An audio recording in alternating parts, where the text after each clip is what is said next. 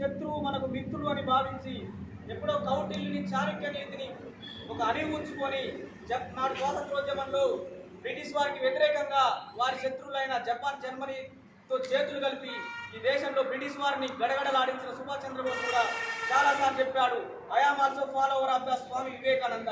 ఈ విధంగా కొన్ని వేల మంది లక్షల మంది నేటి కూడా వివేకానందను స్ఫూర్తిగా తీసుకొని ఈ సమాజ సేవలో నిమగ్నమయ్యారు.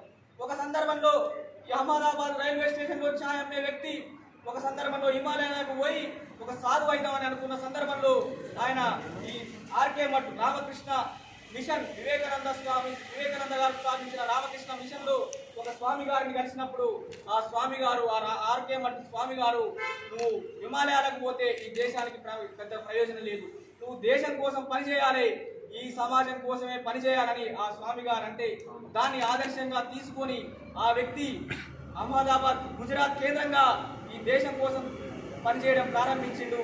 ఆ వ్యక్తి ఈరోజు ప్రపంచంలో అతిపెద్ద ప్రజాస్వామ్య దేశమైన భారతదేశానికి ప్రధాన సేవకుడుగా ఉండు.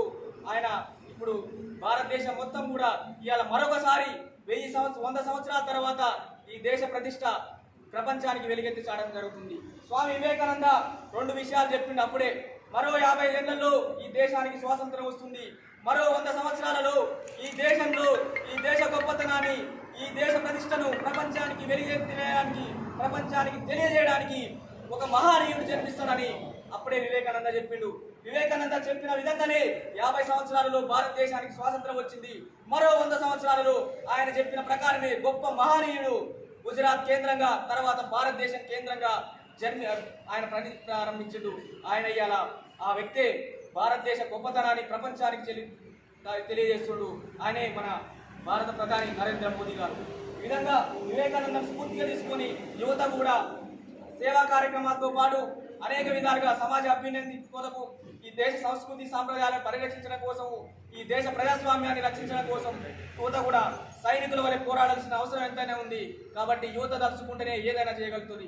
Only youth can do anything and everything. కాబట్టి యువత ఈ సందర్భంగా మనం తిప్పర్తి మండలంలో కేంద్రంగా మనం ప్రారంభించిన ఈ కార్యక్రమానికి యువత ఈ విధంగా ఒక స్ఫూర్తిగా తీసుకొని ఈ దేశం కోసం ఈ సమాజం కోసం మన సైనికుల వలె పనిచేయాల్సిందిగా కోరుతూ ఈ సందర్భంగా ముగిస్తున్నాం.